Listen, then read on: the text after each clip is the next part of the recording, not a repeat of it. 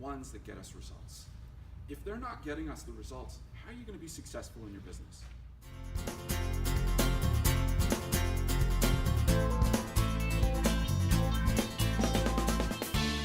So this talk is called Solve, Lead, and Communicate.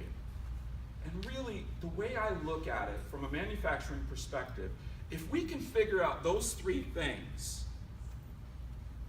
we can create a realizable competitive advantage. Because often when we talk strategy in business, we're thinking about really lofty goals and abstract ideas, but the truth is that if we could figure out how to engage our employees at the right level, how to create aligned groups of employees where we can communicate effectively, we can solve the problems that exist within our business, and we can lead them in a really aligned manner where everybody's rowing in the same direction, trying to get to the same outcome, our business would improve substantially. So I want to talk about those three things. How do we actually get there from here? Now, is it okay if I go a little negative? Sure. Because this month and last month, it seems like there's a lot of negativity in our country right now. I got to go a little bit negative so I can offer you a different solution. But before I do that, I want to talk a little bit about my background, just to give you a little bit of perspective of why I'm standing here. And Rod covered a lot of it, and don't mention PhD, would you? Just kidding. It scares people away. I don't know. I like to be somebody that can connect with everyone. And sometimes that word or that acronym is like, ooh, he's an egghead, he's an academic. Well, yeah, but I also know how to talk to people. So my career, I spent the first 25 years of my career in manufacturing. And I had the blessing and the pleasure of working in 2 countries, and in working with a number of businesses. I've held a number of different capacities. I've been a frontline automotive assembler. I have been an engineer in a couple of different operational departments. I've been a supervisor in a laboratory. I've worked in technology, I've worked in engineering, I've worked in product design, I've worked in quality as a quality manager and a quality expert. I've worked in operations management, I've worked in general management, all of the capacities you could possibly work in a manufacturing context. What I've observed in that 25-year period is a consistent theme of areas where there are opportunities, and they are these three. The way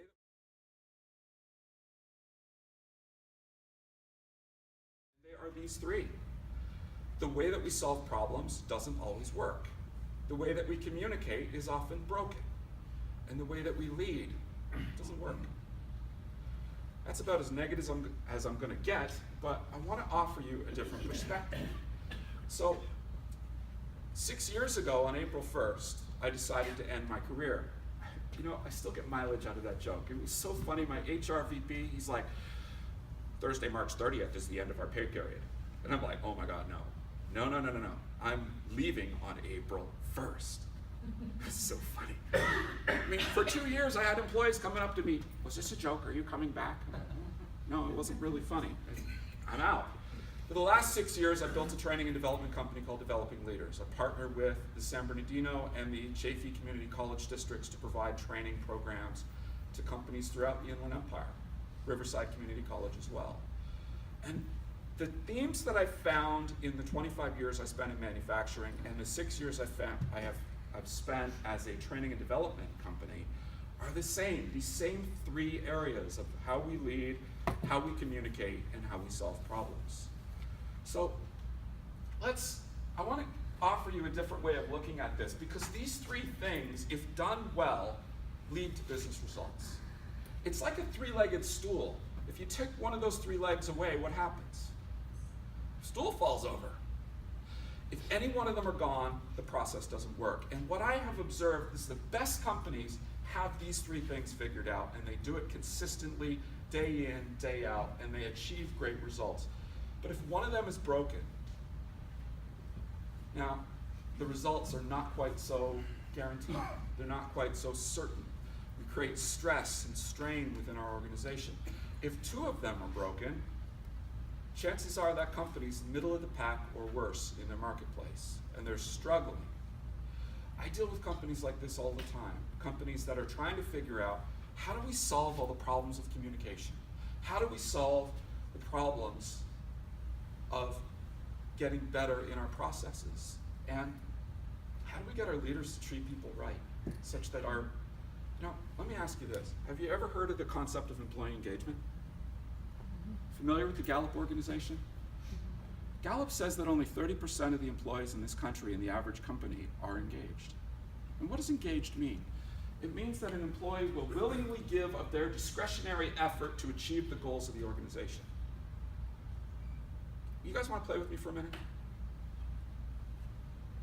That's like interactive question? Yes? Okay, I need everybody at that center table, and let's say this table. We've got 10 people between them. Perfect. Do me a favor, stand up and form a line across the back of the room.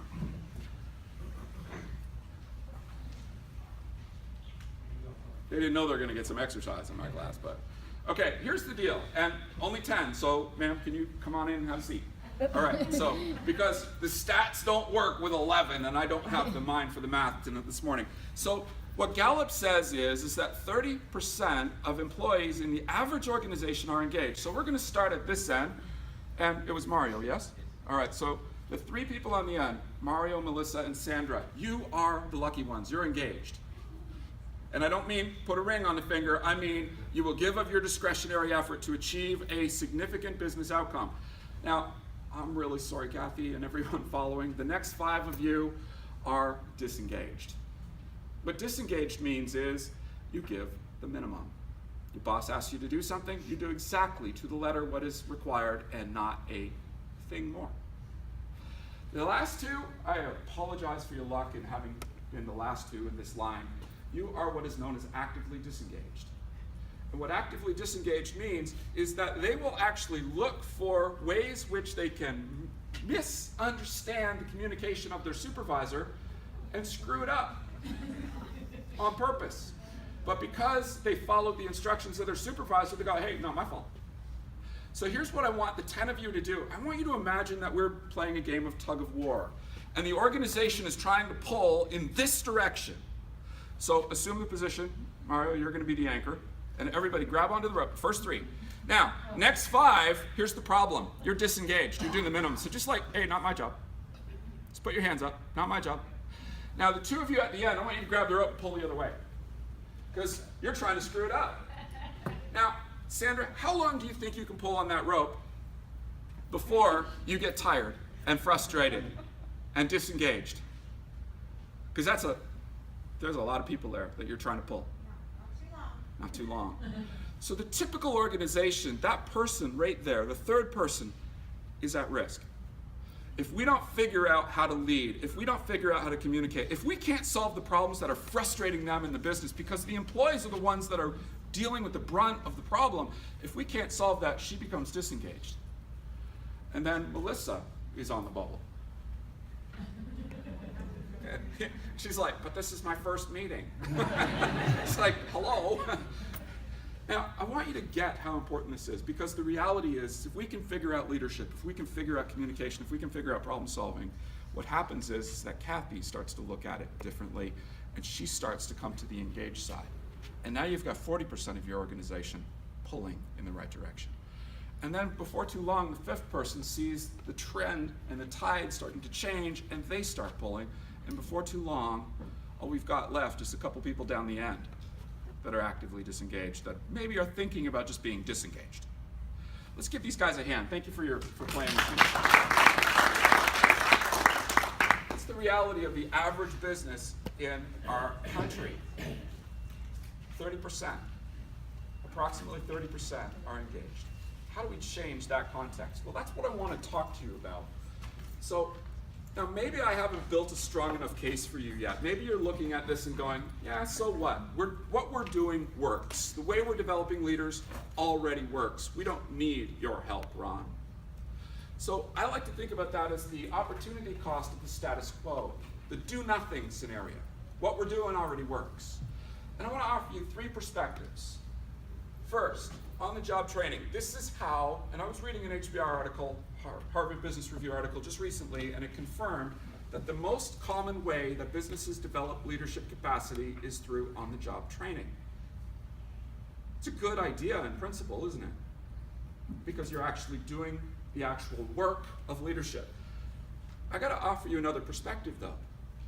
I want you to imagine, so you bring in somebody you want to do on-the-job training. So they're not going to do their current job. You're going to put them on a project, a special project, where they can learn their skills, new skills. Or maybe you're going to promote them into another position or move them laterally into a third position, whatever it is, so they can learn new skills. Still, great idea. But here's the challenge. What does that employee, when they move into the project or into the new position or into the lateral position, what do they take with them? Attitude. Themselves. Their experiences, their perceptions, their reality. And I got to tell you that if you really think about it, if you don't guide somebody doing on-the-job training correctly, what you have is actually eerily similar to the definition of insanity, where you do the same thing over and over again and expect a different outcome. And that's exactly what you'll get without guidance. There are many other ways to develop leadership capacity. We'll talk more about that in a moment, but just recognize if you do nothing, OJT might be failing you. Next, the curse of busyness. You know, I get such a kick out of, it seems like it's increased more in the last 5 years when I ask somebody, hey, how you doing? I'm so busy. And I'm like, you say that like it's a badge of honor. Is busy a good thing? Not necessarily. Well, that's a trick question, because if you're busy doing the right things, busy's good. But because I'm a lean trainer, I know full well that busy doesn't equal value. Busy often is walking on a hamster wheel. And when you need more tasks done, what do you got to do? And I'm going to run out of speed before this gets to the end. That is not a good idea. So we are all too busy to do the right things. And honestly, this is the fundamental problem with problem solving in most organizations, that because we're so busy, we've convinced ourselves that if we can come up with a way of just dealing with the problem today and making it go away, that we can move on and move on to the next task. Where what we've actually done is cursed ourselves to have to encounter that problem again. The only question is it tomorrow, next week, next month, or next quarter? It's coming back. And when it comes back, it's more difficult to solve because one, you're more frustrated, and two, your customer's angry now because you told him you fixed it. Just saying. Curse of busyness is a challenge. And what both of those do is they lead to increases in stress in your business. So have you ever thought about this? What is stress? How would you define stress? Somebody help me out with this. How would you define stress? Feeling of unease. An uneasy feeling. Okay, absolutely. Any other thoughts? Overwhelmed. Oh, so now we're back to the hamster wheel again. I want to offer you a perspective. I look at stress, and everything you just said is absolutely relevant. I want you to think about this. If this is let's just say performance, if this is your aspiration, and this is your achievement,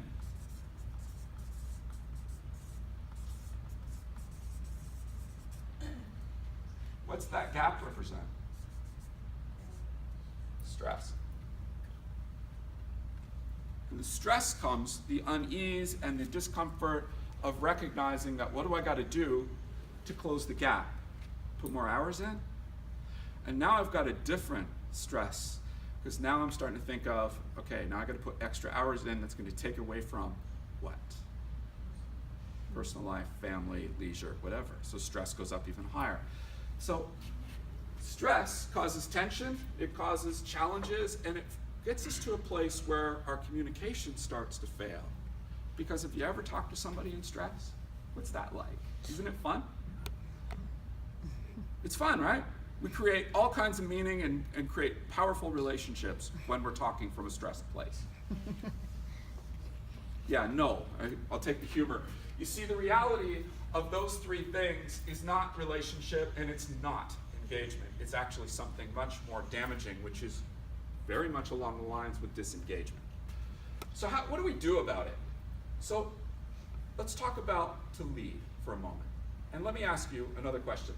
What is leadership in your perspective? How would you define it? What would you say?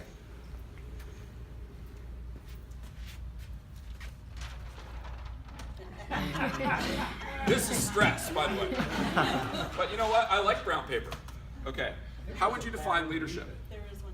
There's one of Creative vision. Vision. Okay. What else? What is leadership? Trust. Sorry? Trust. Trust. Oh, love that word. What else? Taking initiative. Initiative. Teach. Modeling. Being the example. Model. I love that one. Be the example you want to see in the world, according to Gandhi.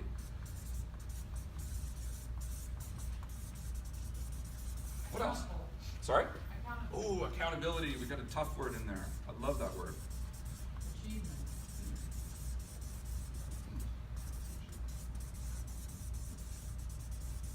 Yeah, so there's a lot of things that leadership is about, isn't there? And what I want to do, I agree with every one of you in all of those statements, and I would offer that there are some missing. In fact, management theorists have a model of what excellence in management is. And they say there are 4 core things that a manager must master in order to be successful. The first is planning. The second is organizing. The fourth is controlling. You know what the third is? Leading. So a manager needs to know how to be a leader. But the problem is that planning, organizing, and controlling are all tactical and technical skill sets. Leading is an interpersonal skill set. It's completely different than the other 3. So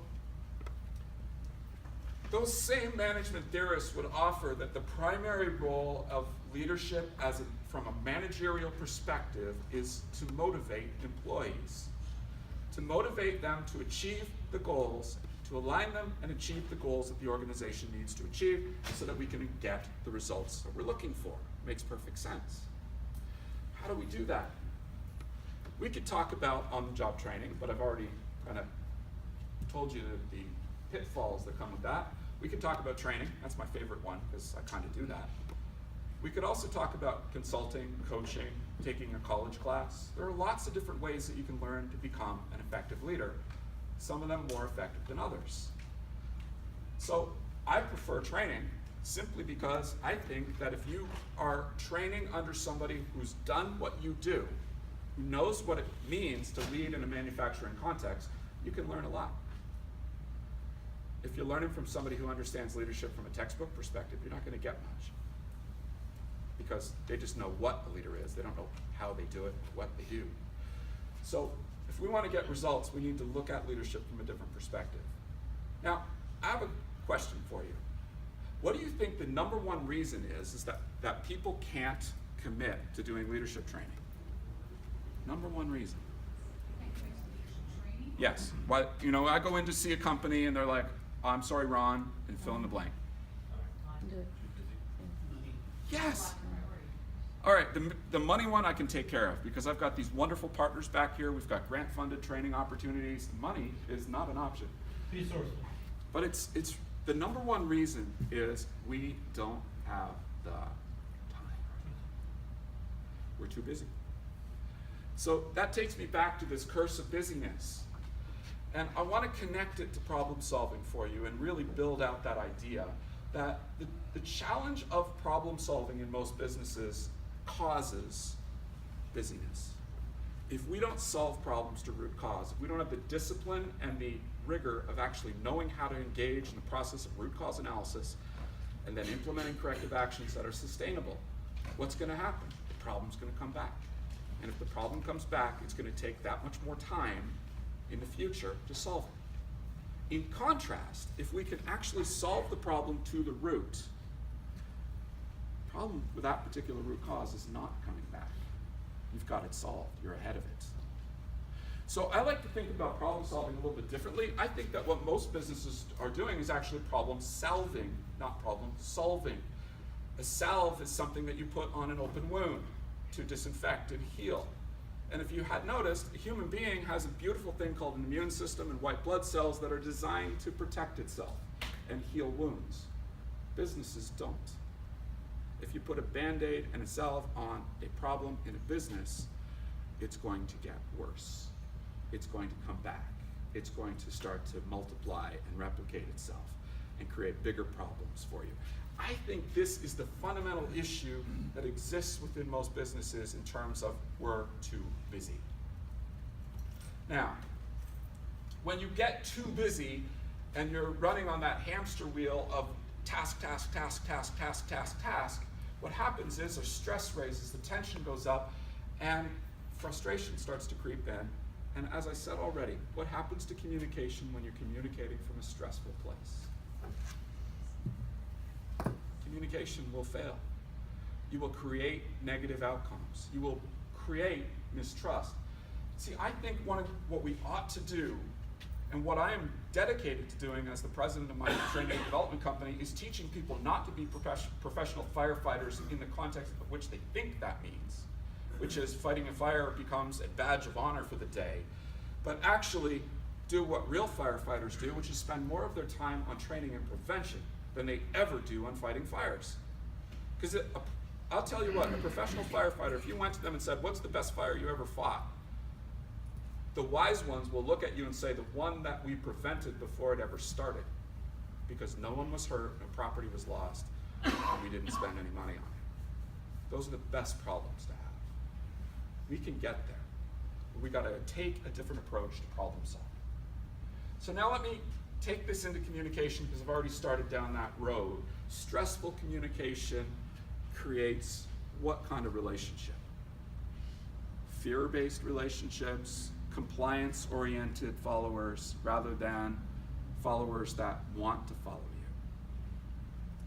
you. Employees who bear the brunt of your stressed communication are not going to connect with you and follow you willingly. They are only going to follow your position and comply to your wishes. And it's so important that we get the difference between compliance and commitment. The compliant employee is the 7 in that list that are either disengaged or actively disengaged. The committed employee are the 3 at the head of the line.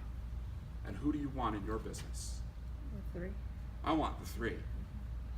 I want somebody that will get it done and says, it's time to go. Let's just walk out. No, I don't want that employee.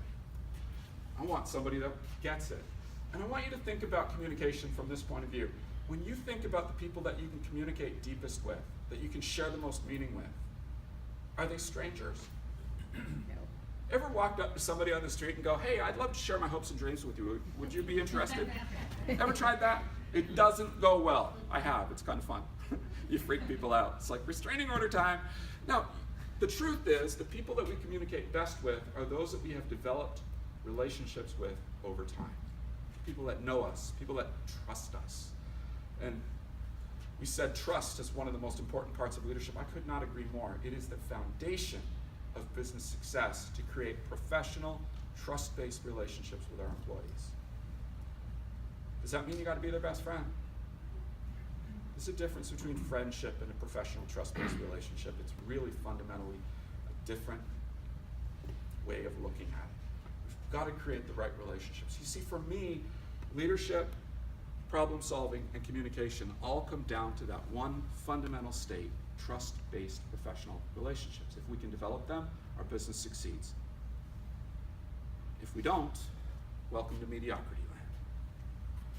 So, why am I up here talking to you about this? Because a lot of this you already know, and I get that. And it's not just to be redundant and repeat what you already know. I actually have a proposed solution, an invitation for businesses in our area.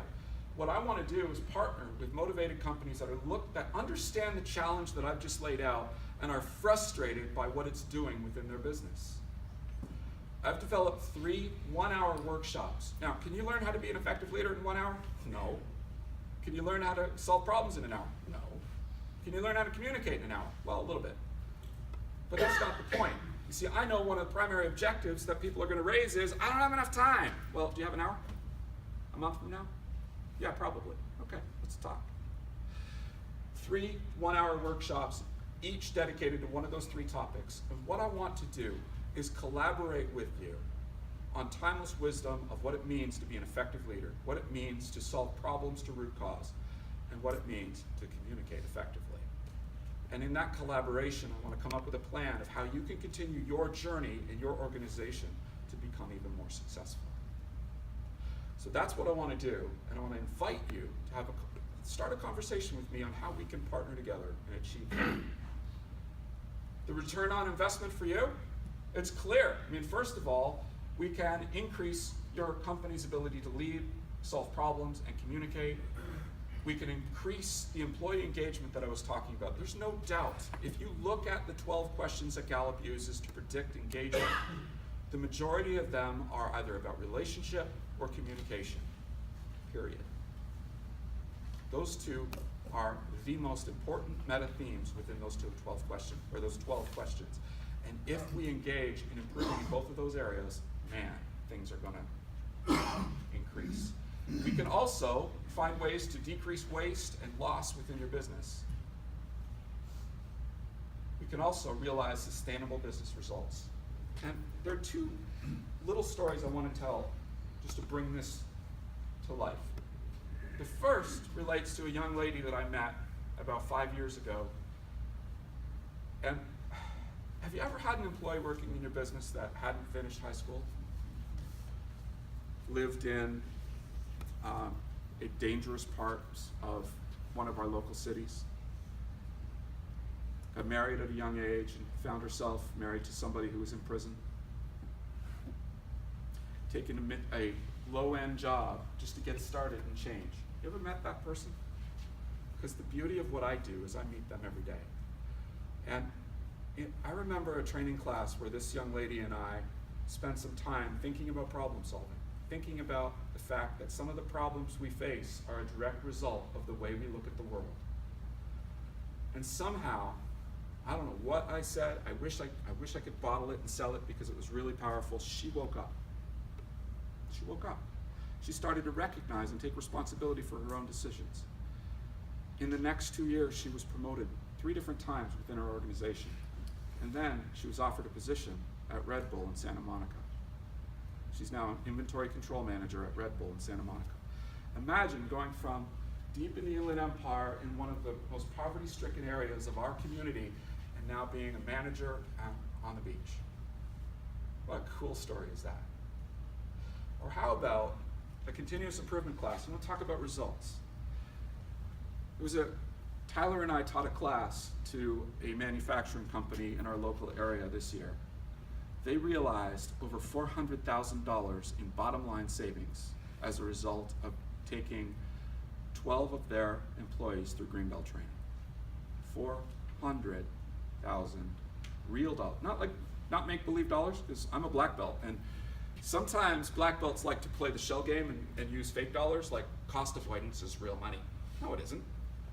Dollars that go outside the door is real money, and those 400,000 of the dollars that would have left the building due to waste and inefficiency. How's that for a real result? Just saying, this is not abstract to me. Leadership, problem solving, and communication are real life things that can change lives and change companies for the good. And I really would love to invite you to partner with me and how we can do more of that. So I'll leave you with a quote from 2 of my favorite authors, Jim Kouzes and Barry Posner.